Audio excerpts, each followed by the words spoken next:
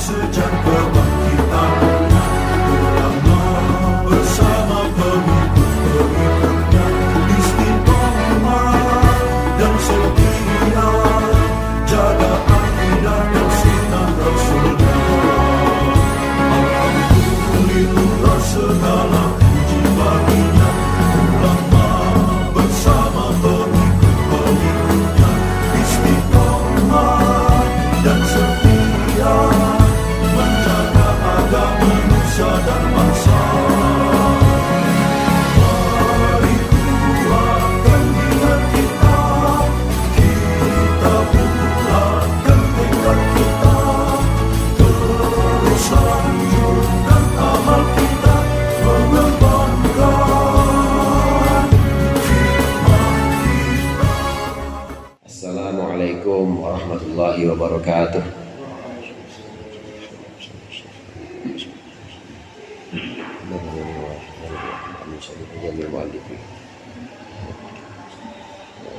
Al-Fatihah.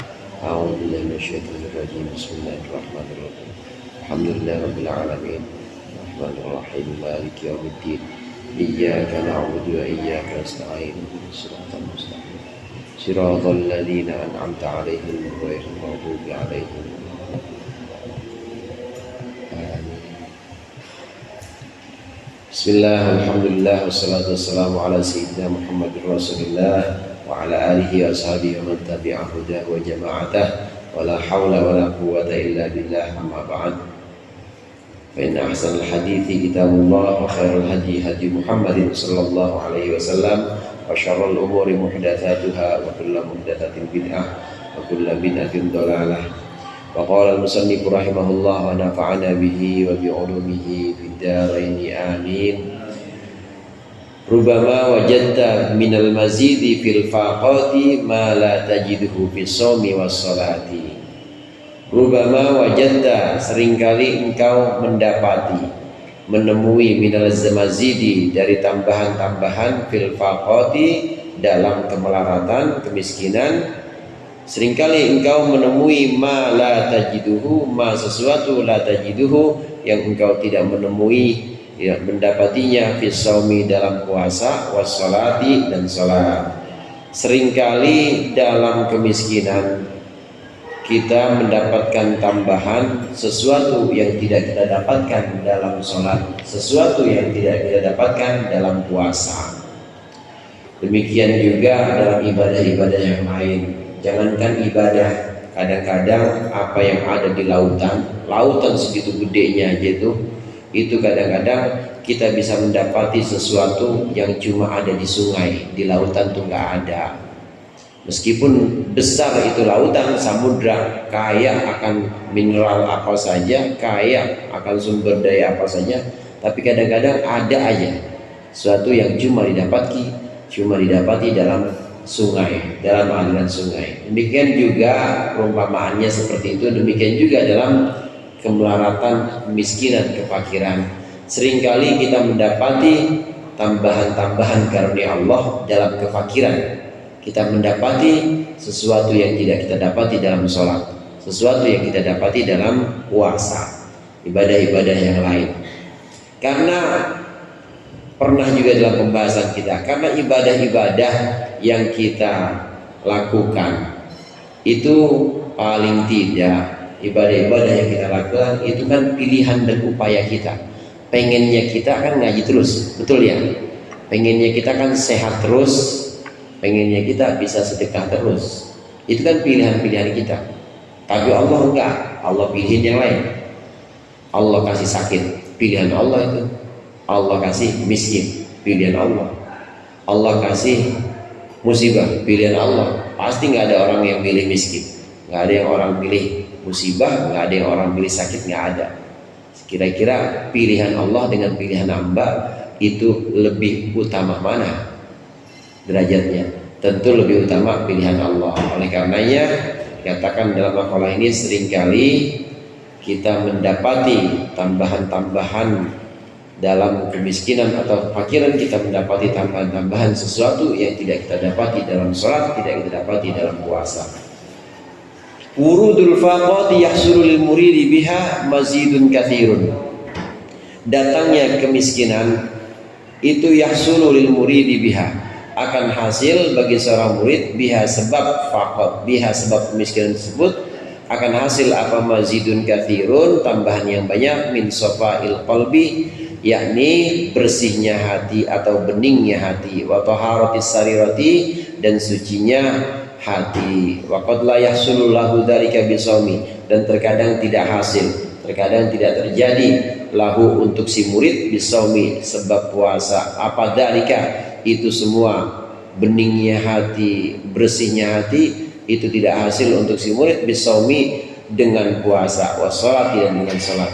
Lianna sauma, karena sesungguhnya salat, wasauma puasa, wassalat dan salat, qad yakunu itu terkadang ada lahu bagi si murid fihima di dalam salat dan puasa terkadang ada apa syahwatun, syahwat, wa hawan, dan hawa nafsu, kama taqaddama, kama seperti keterangan yang telah lalu apa ma. Ya, demikian juga dalam ibadah-ibadah selainnya, mungkin bentuknya sholat, mungkin bentuknya puasa, mungkin bentuknya sedekah, umroh, haji, yang lain-lain semua itu dalam ibadah-ibadah itu, betul dalam ibadah-ibadah itu ada pahala, ada ganjaran yang Allah berikan. Hanya saja datangnya kemiskinan, datangnya musibah, datangnya kefakiran yang Allah pilihkan untuk seorang murid, ini bisa menyebabkan bersihnya hati, beningnya kalbu. Tidak demikian dengan sholat. Sholat betul bisa membersihkan hati, tapi kadang-kadang qad yakunu, qad itu kalau ada di fi'il mudhari namanya litaklil, qad yakunu, kadang-kadang sholat itu bukan malah bikin bening hati, tapi malah bikin kotor. Ngapa emang? Ya orang sholatnya bukan buat Allah, sholatnya buat temennya. Ya namanya temen ya, dia pengen nunjukin nih sholat gua nih yang paling sholat. Puasanya juga begitu, puasanya bukan buat Allah, tapi puasanya untuk diperlihatkan kepada orang, bukan malah bening hatinya, malah makin butek, makin gelap, karena lagi-lagi yang diharapkan bukan Allah. Itu yang disebut dengan syahwat dan juga hawa nafsu tadi, keinginan-keinginan rendah, keinginan-keinginan yang sifatnya ini selain Allah, ingin dipuji, ingin hasil maksud dengan sholat, ingin hajat-hajatnya terwujud dengan puasa. Itu tantangan juga. Dalam ibadah-ibadah itu kadang-kadang ditemui hawa nafsu, kadang-kadang ditemui keinginan-keinginan yang rendah seperti itu. Tapi dalam kemiskinan tidak ditemukan itu. Ya orang kita nggak milih miskin sih, Allah yang dipilih. Kita nggak pilih melarat, Allah yang tetapkan. Maka kita tidak ada keinginan buat memamerkan kemiskinan itu. Tidak ada keinginan buat ujub dengan kemelaratan, itu nggak ada. Kalau dalam ibadah masih ada kemungkinan untuk ujub, bangga dengan ibadah. Wa makana hada sabiluhu, dan wama dan segala sesuatu kana hada sabiluhu, yang ada apa hada ini sabiluhu itu adalah jalannya ma, itu la yu'manu alaihi, maka itu tidak dianggap aman, alaihi atasnya, fihi di dalam makana hada sabiluhu, dalam hal ini min dukhulil afati, dari masuknya cacat atau celah, fala yufiduhu tahliyatun, maka tidak akan memberikan faidah kepada murid apa tahliyatun, menghiasi diri, wala tazkiyatun, dan juga membersihkan diri, bi khilafi wurudil faqati, berbeda dengan datangnya kemiskinan, fa innaha mubayyinatun lil hawa, karena sesungguhnya kemiskinan itu menentang, mubayyinatun itu kontra terhadap hawa nafsu, wasyahwati, dan syahwat, ala kulli halin, atas segala keadaan. Maka taqaddama nahwun min hadzal makna, dan sungguh telah lalu apa nahwun, contoh min hadzal makna, dari makna yang serupa ini, inda qaulihi, pada perkataannya musannif, idza fatahalaka, idza futihalaka wijhatun juga boleh, idza fatahalaka wijhatan juga boleh, min ta'arrufi, ketika Allah membukakan untukmu satu macam pengenalan, fala tubali ma'aha, maka janganlah engkau peduli berserta pengenalan itu, apa anqalla amaluka, sedikitnya apa amalmu, amaluka, amalmu, ila akhirhi, hingga akhir qaul, akhir maqalah Ibnu Athaillah Sakandari. Kalau Allah membukakan wajah atau membukakan model pengenalannya kepadamu, maka jangan pedulikan meskipun amalmu sedikit. Ini sudah ada dalam pembahasan yang lalu. Allah menetapkan seorang si fulan sakit, miskin, jauhin dari teman.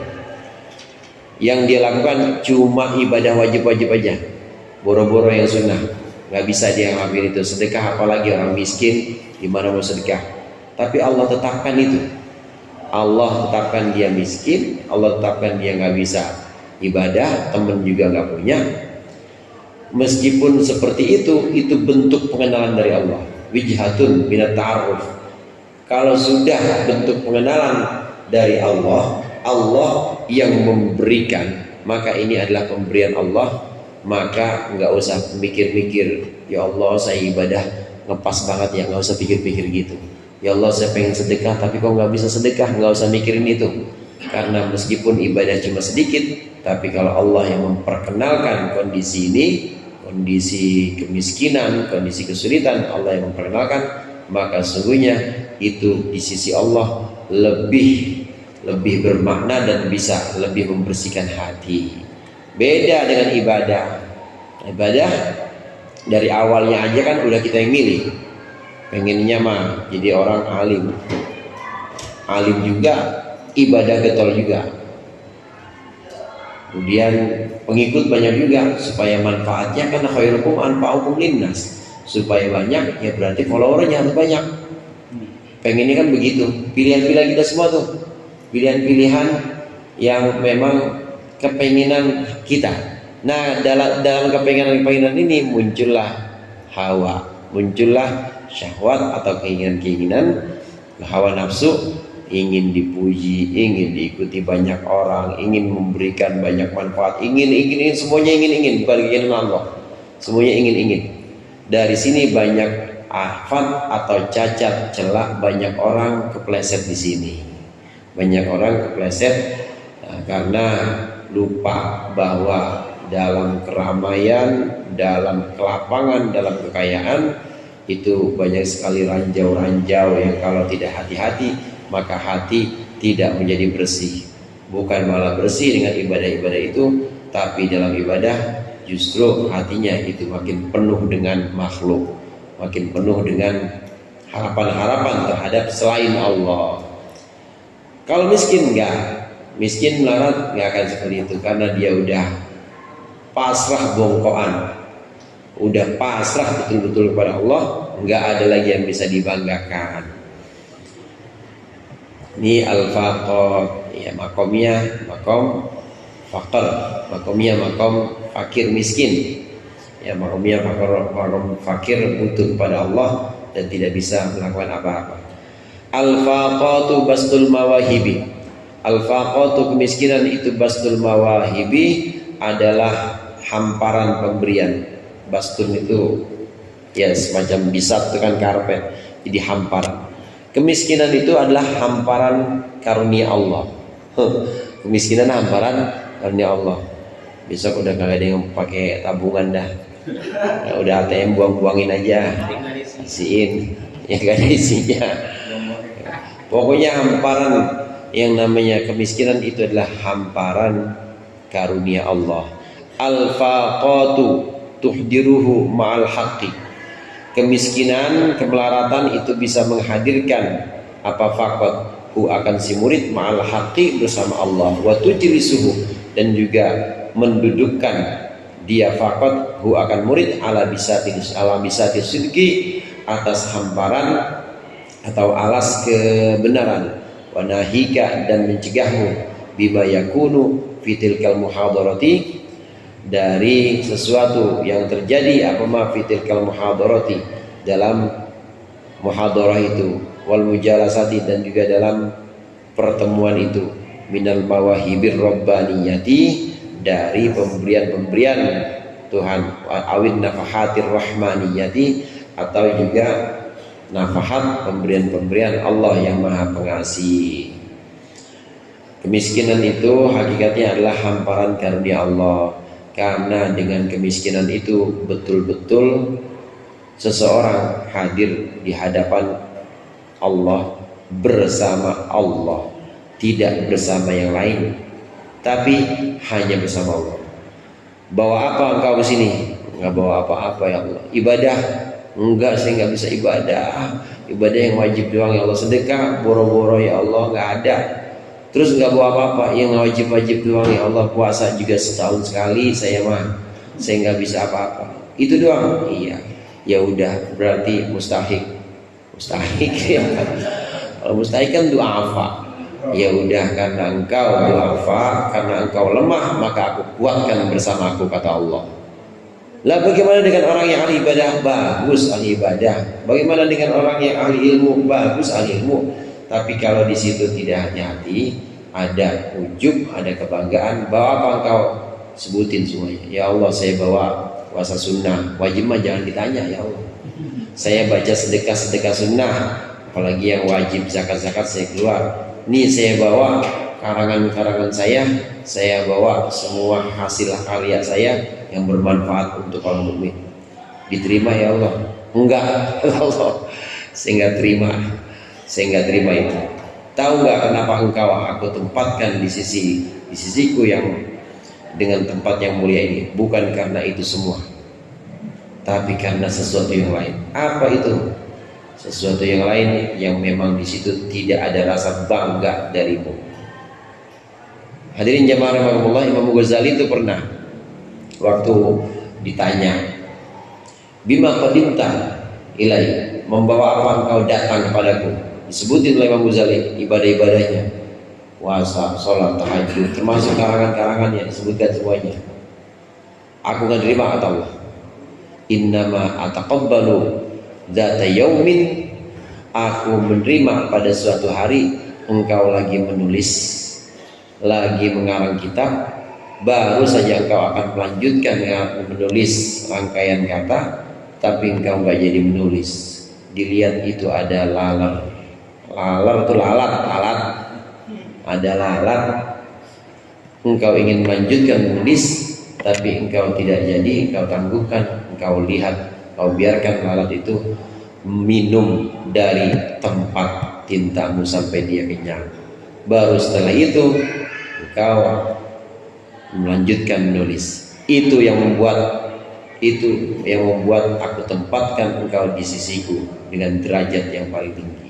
Bukan karena ibadah, bukan karena kalangan, bukan karena lain sebagainya, bentuk-bentuk kebaikan yang engkau persembahkan, bukan, tapi karena sesuatu yang kecil. Di sini sesuatu yang kecil yang kelihatannya tidak bernilai, tapi nggak pernah kita hitung-hitung, yang nggak pernah kita bangkit-bangkit, kita nggak pernah ungkit-ungkit, udah lewat begitu aja, lupa kadang-kadang kita. Itu saking ikhlasnya kita lupa, justru itu di sisi Allah tinggi nilainya. Demikian juga kemiskinan atau fakot tadi yang nggak pernah kita hitung-hitung, nggak ada lah, saya yakin nggak ada yang milih miskin dari sini, nggak ada yang hitung-hitung kemiskinan itu sebagai karunia. Ya udah, tahu-tahu Allah kasih aja, ridho dengan itu, ridho menjalani kemiskinan, maka itu jadi satu amalan, jadi satu maqam yang bisa menaikkan derajat seorang murid di sisi Allah. Gak usah khawatir ibadahnya cuma wajib-wajib aja, gak usah khawatir orang-orang juga gak ada yang mau dekat sama dia, boro-boro anfa'ukum linnas, orang dia sama sekali gak ada yang nemenin. Gak usah khawatir. Tapi kalau itu sudah bentuk yang Allah tetapkan sebagai pintu pengenalan Allah, maka itu justru akan lebih mempercepat sampainya kita hadirat Allah Subhanahu wa ta'ala. Karena hakikatnya itu hamparan kemiskinan, kemelaratan itu adalah hamparan karpet yang Allah sediakan. Nah, di situ ada banyak pemberian-pemberian Allah yang kita tidak pernah minta, kita tidak pernah upayakan, tapi Allah berikan di situ. Apa yang dimaksud pemberian Allah? Bersihnya hati, beningnya kalbu, tenangnya pikiran, tidak terganggu dengan apapun. Ini yang namanya bastul mawahib. In aradta wurudal mawahibi 'alaika sahihil faqra wal faqata ladaika. Innamas shadaqatu lil fuqara'i, itu kan sedekah lil fuqara. In aradta, jika engkau menginginkan wurudal mawahibi, datangnya pemberian, datangnya karunia, 'alaika, untukmu, atasmu, sahih, maka perbaikilah. Perbaiki al-faqra akan kefakiran, wal faqata dan kemelaratan, ladaika di sisimu. Innamas shadaqatu, karena sesungguhnya sedekah hanyalah lil fuqara'i, untuk orang-orang fakir. Hada mithlu ma dzakarahu al-ana. Al-ana ini adalah semisal atau sama seperti apa yang disebutkan oleh musannif al-ana sekarang, wa dzakara al-ayata, dan beliau menyebutkan akan ayat akibahu, mengiringinya, mengiringi hada, isyaratan badiatan, sebagai isyarat yang indah. Wa tashihul faqri, ini sama dengan yang tadi, sama dengan al-faqatu bastul mawahib. Kemiskinan, kemelaratan itu dah hamparan karunia Allah. Kalau pengen digelarin karpet, kalau pengen digelarin hidangan, dan Allah berikan hidangan-hidangan, pemberian-pemberian dari Allah, maka koreksi, perbaiki butuhnya kita kepada Allah, perbaiki miskinnya kita di hadapan Allah. Kadangkala kita nggak merasa butuh sama Allah. Ya Allah, saya butuh uang. Buat apa? Ya buat saya ibadah. Emang nggak pakai uang ya Allah? Ya Allah, saya butuh ilmu. Emang ilmu buat apa? Ya emang kalau pengen kasih manfaat ke banyak orang, emang nggak perlu ilmu ya Allah. Kadang-kadang kita begitu. Terus harusnya bagaimana? Butuhnya hanya kepada Allah aja. Ya Allah, aku butuh Engkau, yang Engkau pilihkan kepadaku, aku ridho Engkau pilihkan kepadaku. Ya Allah, aku butuh Engkau, aku meminta kepadamu sebagaimana yang diminta oleh Nabi Muhammad SAW. Aku berlindung kepadamu dari segala sesuatu sebagaimana Nabi Muhammad berlindung dari sesuatu itu. Pokoknya ngikut kanjeng Nabi aja dah. Nabi minta apa, kita ikut. Nabi berlindung dari apa, maka kita juga berlindung dari apa yang Nabi berlindung, dari keburukan-keburukan itu, berlindung kepada Allah. Perbaiki butuh, sikap butuh ini, sikap butuh kepada Allah ini kita perbaiki. Jangan butuh kepada amal kita, ngerasa bahwa amal kita itu bisa menyelamatkan. Jangan butuh kepada ilmu kita, ngerasa bahwa ilmu kita itu bisa menyelamatkan segalanya. Jangan juga pada yang lain. Pokoknya perbaiki sikap butuh kita, sikap miskin kita kepada Allah. Di sini diiringi dengan ayat yang dikutip oleh Imam Ibnu Sakandari. Innamas shadaqatu lil fuqara. Kalau emang mau dapat pemberian Allah, ya perbaiki sikap fakir sehingga engkau jadi benar-benar fakir. Nah, dari situ baru dapat sedekah, dapat pemberian Allah. Kalau belum diperbaiki sifat fakir itu, masih pura-pura aja, ya pura-pura fakir bukan itu ya. Ya nggak fakir-fakir amat sih Allah. Saya masih bisa ibadah, masih bisa ilmu mah ya alamat-alamat Eropa masih bisa dikit-dikit saya Allah, dibanding yang lain mah bisaan saya. Nah kalau masih begitu berarti masih pura-pura fakirnya, dia masih butuh atau masih mengandalkan ilmu, masih mengandalkan amal juga, ya berarti sedekahnya nggak akan Allah kasih. Pemberian Allah itu juga akan Allah batasi. Ada yang lebih berhak akan Allah berikan nanti kepada orang yang lebih berhak. Lalu bagaimana memperbaiki butuh, sikap butuh, memperbaiki sikap melarat ini? Faqatu melarat, butuh, miskin. Wa tashihul faqati wal faqri, dan memperbaiki butuh wal faqri dan juga fakiran huwa at-tahaqququ adalah menyatakan atau merealisasikan, mewujudkan bi awsafil ubudiyyati, dengan sifat-sifat kehambaan al-madhkurati yang disebutkan fil mas'alati, dalam persoalan allati ta'ti yang akan datang, bi ithri haza, mengiringi makalah ini. wa mimma yata'allaqu, dan dari sesuatu yang berkaitan bi dzahiril ayati, dari zahirnya ayat, allati istashhada, yang menjadikan syahid, menjadikan bukti. Siapa Ibnu Athaillah menjadi bukti biha dengan ayat, siapa al-mu'allifu Ibnu Athaillah Sekandari rahimahullah, ala tariqihi, atas jalannya Ibnu Athaillah menjadikan bukti al-qauma kepada satu kaum, ma sesuatu qala ba'duhum, yang mengatakan akannya siapa ba'duhum, sebagian ulama sufi.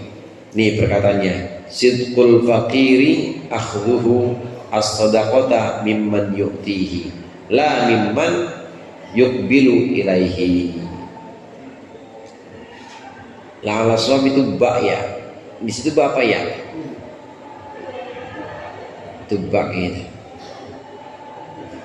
Qala yaqilu qailulah, tidur siang. Qala yaqilu, ini yuqbilu al-asab. Sidqul fakiri, orang fakir yang sesungguhnya. Ini min idhofati sifatillah mausuf. Ini sama saja diucapkan al-faqirus shadiq, sama seperti itu. Sidqul fakiri, sebenar-benarnya orang fakir, maksudnya orang fakir yang sebenarnya. Akhduhu as-sadaqata, mengambilnya dia as-sadaqata akan sedekah, mimman yu'tihi, dari orang yang memberikan kepadanya, la mimman yuqbilu ilaihi, tidak dari orang yang menghadap ilaihi kepadanya, ala yadihi, atasnya.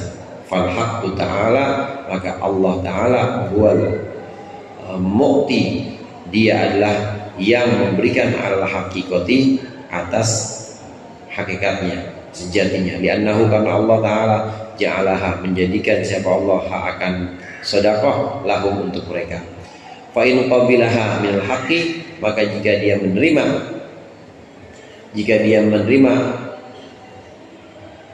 hak akan sedekah minal haqqi, dari Allah hak, fa huwa shadiqu, maka dia benar-benar orang yang jujur, benar fi fakrihi, dalam fakirnya, li uluwi himmatihi, karena tingginya himmah atau cita-citanya, cita-citanya shadiq. Wa man qabilaha minal wasaid, maka barang siapa yang menerimanya minal wasaidi, dari perantara, bahwa mutawassim bil fakri, maka mereka adalah orang yang mutawassim, berpura-pura atau pakai tanda, bil fakri, dengan kefakiran, ma'aridaati himmatihi, beserta rendahnya cita-cita atau himmahnya si fakir. Orang fakir yang sesungguhnya itu pasti akan menghadap dan akan berterima kasih, akan memandang orang yang memberi, bukan memandang perantara. Ini sedekah dari siapa? Dari Ustaz Ajis. Buat siapa? Ya buat ente. Yang ngasih siapa? Yang ngasih Somen. Masya Allah Ustaz Somen, makasih banyak ya. Kalau nggak ada Ustaz Somen, saya nggak bisa makan hari ini. Padahal yang ngasih siapa? Ustaz Ajis. Somen siapa? Perantara doang. Orang fakir yang sesungguhnya ini yang hanya memandang pemberi yang sesungguhnya. Jadi terima kasihnya kepada siapa? Terima kasihnya hanya kepada Ustaz Omen, contoh yang tadi. Ustaz Ajis, contoh yang tadi. Bukan kepada amilnya atau pengurus yang ngurus-ngurus zakat, bukan kepada panitianya. Makasih ya panitia, ini berkat panitia saya lebaran gini beras penuh terus bisa sampai 7 hari. Makasih ya panitia. Makasih bukan panitia. Kalau orang berterima kasih kepada panitia, maka pandangannya pendek dan dia hanya sampai kepada itu, pada wasaid atau pada wasilah itu saja. Dia tidak sampai kepada pemberi yang hakiki, yaitu para muzaki. Pemberi yang hakiki yaitu pada orang yang memberikan zakat.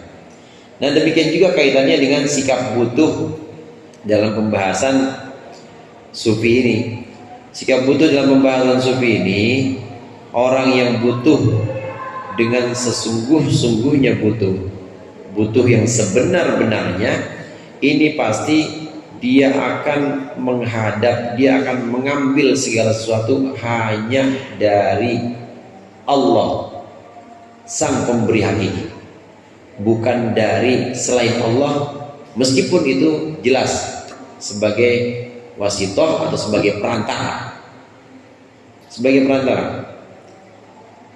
Kalau dari segi adab, ya dari segi adab ya tetap harus terima kasih bos, makasih pak, kita harus.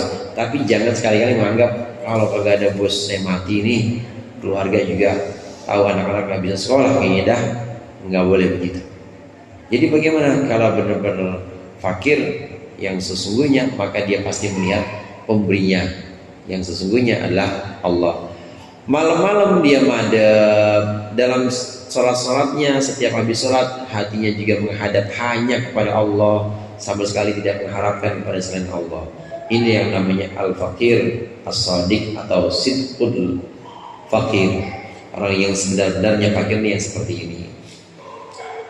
Nah, mereka yang terputus pandangannya kepada pemberi yang hakiki dan dia hanya melihat, hanya memandang wasitoh atau perantara, ini adalah orang-orang yang terhalang dari Allah.